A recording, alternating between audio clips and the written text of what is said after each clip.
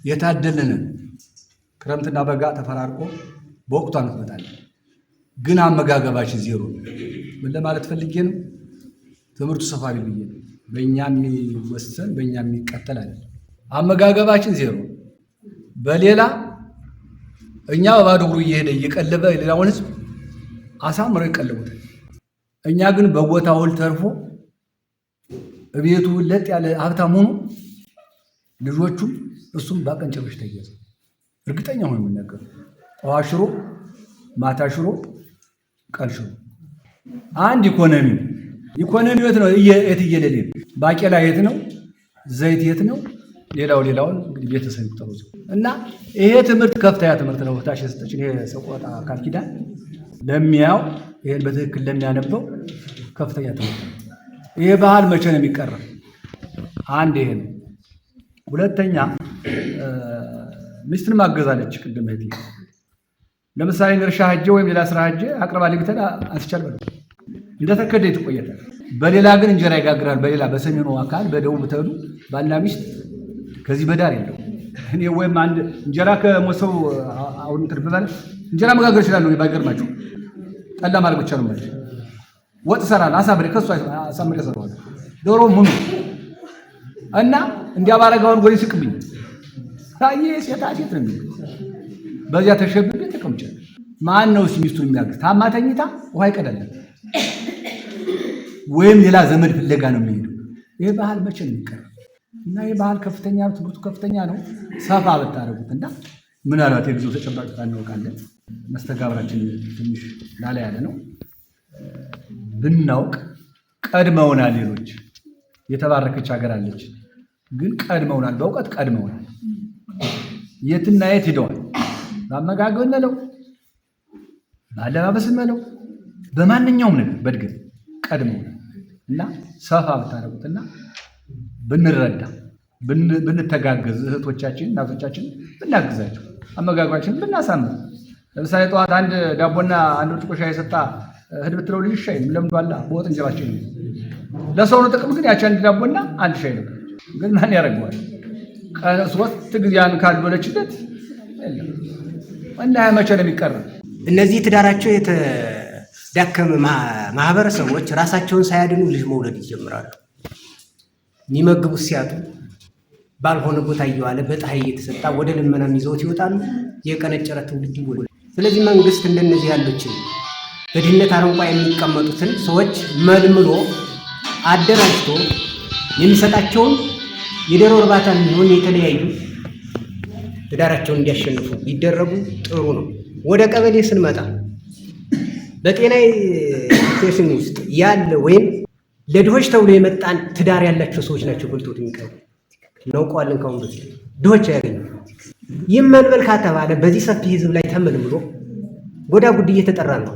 እዚህ አበል ተመብላት ውጭ ለድሆች ራቁታቸውን ለሚያድሩ ህፃናቶች ድጋፍ ሲሰጥ አላይ። እነዚህ ሰውነታቸው ቀንጫራ ነው፣ አይበሉም፣ አይጠጡማ። ሌላም በተመሳሳይ ያለ በሆነ ጫካ ውስጥ ኬንዳ ወጥሮ ሁለት ልጆች አሉት፣ ምሽት አለው፣ የሚበላው የሚጠጣ ይሉ። እነዚህን ሰዎች ወደ ዶሮ እርባታ ወስዶ ወደ ተለያየ አጠቃቀም ወስዶ ሌሎችም ካሉ ተጣለው ነው መረዳት እንችላለን። ግን እዚህ አሁን የምንመጣ እኔ የመጀመሪያ ቀኔ ነው፣ ግን መጥቼ አላውቅም። የሚወጡ ሰዎች ላበልና አጠቃቀሙ ቢመጣ ለሚወዱት ሰው ብቻ ነው የሚሰጠው። ግልጥ ለድሆች መድረስ አለበት። ራቁታቸውን ላሉ ለሚበርዳቸው ለሚቸግራቸው ሰዎች መዳረስ አለበት።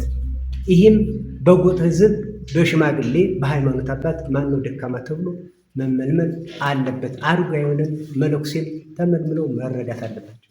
ጥቅል ይሄ ፕሮግራም እንግዲህ ሰቆጣ ቃል ኪዳን የሚባለው ፕሮግራም ከዚህ በፊት ኒውትሪሽን የሚል ፕሮግራም ነበረ። ያ ነው አሁንም ያም የስርዓተ ምግብ ላይ ነው ይሰራ የነበረ። አሁን ላይም የስርዓተ ምግብ ችግር ስላልተቀረፈ እንደ ክልል ብሎም እንደ ወረዳ ይህ ችግር በጣም እየጎላ እየመጣ የቀነጨረ ትውልድ እየተፈጠረ ስለሆነ አሁን ላይ ግንዛቤ ተፈጥሮ ተረባርበን ይህን ችግር ካልፈታን ነገ ወዲያ አገር ተረካቢ ትውልድ ላይ ችግር ሊያመጣ ስለሚችል በዛ መንገድ የቀጠለ እንደሆነ ሁላችን መያዝ መቻል አለብን። ስለዚህ ይሄ ፕሮግራም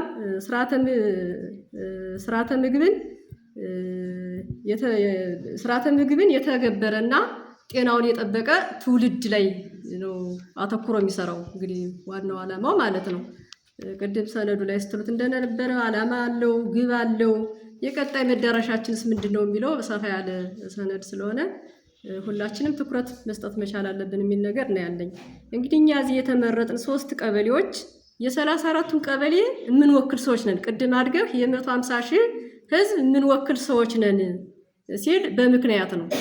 እንግዲህ ሁሉን ቀበሌ 34ቱ ቀበሌ ላይ ገብተን ከምንዳክር እነዚህን 3 ቀበሌዎች ላይ በተለይ ፖቴንሻል ወይም ምርቱ ይገኝባቸዋል፣ ስርዓተ ምግብን ይተገብራሉ እንላቸውን እስኪ ቀበሌዎችን እንምረጥና እነዚህ ሞዴል ሁነው ለሌሎች አርያ ሁነው ራሳቸውን ቀይረው ምናይ ከሆነ እያሰፋን እንሄዳለን። ስለዚህ እነዚህ 3 ቀበሌዎች መመረጥ አለባቸው በሚል የተመረጣችሁ እንደሆናችሁ መያዝ መቻል አለባችሁ።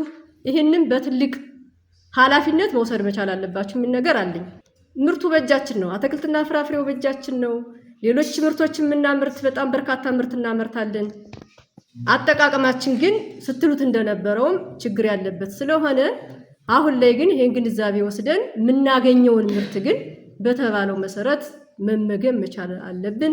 ልጆቻችንን፣ ነፍሰ ጡር ሚስቶቻችንን፣ ነፍሰ ጡር እናቶችም ያላችሁም ስለምትኖሩ አመጋገባችን መስተካከል አለበት። በጣም ቀይ መስመር ውስጥ ነን።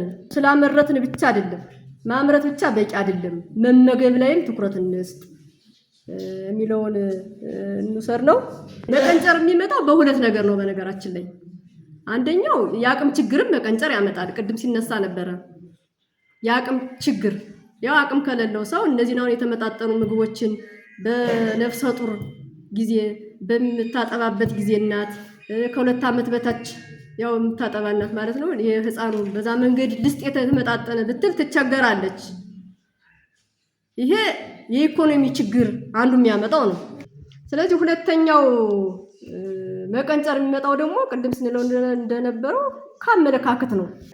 አንድ እናት ነፍሰ ጡር ሆና እነዚህ ምግቦች ብመገብ ለህፃኑ ብሎም ለኔ ጥቅም ይሰጣል የሚል አመለካከት ችግር ስላለ፣ ሁለተኛ ከተወለደ በኋላም ህፃኑ ከ2 ዓመት በታች የሆነው ህፃን የሚያስፈልገውን ምግብ የመመገብ ችግር ስላለ፣ ግብርናም ምን መስራት እንዳለበት፣ እንስሳት ሀብትም ምን ሊሰራ እንዳሰበ፣ እኛም እንደ ጤና ያው ጥቅል ሀሳቡ ጤና ላይ ስለሆነ ወይም ጤናማ ትውልድ መፍጠር ስለሆነ እንደ ጤና ምን መስራት አለብን ብለን ተቀናጅተን ሁሉም ሴክተሮች በጋራ ሆነን መስራት የምንችላቸውን ባለፈው ቁጭ ብለን ተመካክረናል እና በምክክራችን በጣም ጥሩ ሀሳቦች ተነስተዋል እና ዛሬም ያነሳችሁት የዚያ የቀጠለ ስለሆነ እናንተም የተረዳችሁበት መንገድ መልካም ነው የሚል ያለን።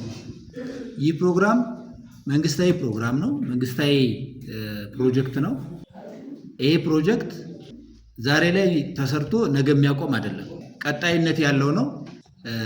እኛም መደገፍ የሚገባንን ደግፈን ይህን የተመረጡ ቀበሌዎችን የተመረጡ ሰፈርና ጎጦችን ከቤተሰብ ጀምሮ ሞዴል ማድረግ ዓላማ አድርገን የምንሰራው እና በዚህ ልክ ለመለወጥ ከራስ መጀመር ያስፈልጋል ማለት ነው። አካባቢ ሞዴል ለመሆን ከራስ መጀመር፣ ከግለሰብ መጀመር፣ ከዛ እንደ ቤተሰብ ሞዴል መሆን።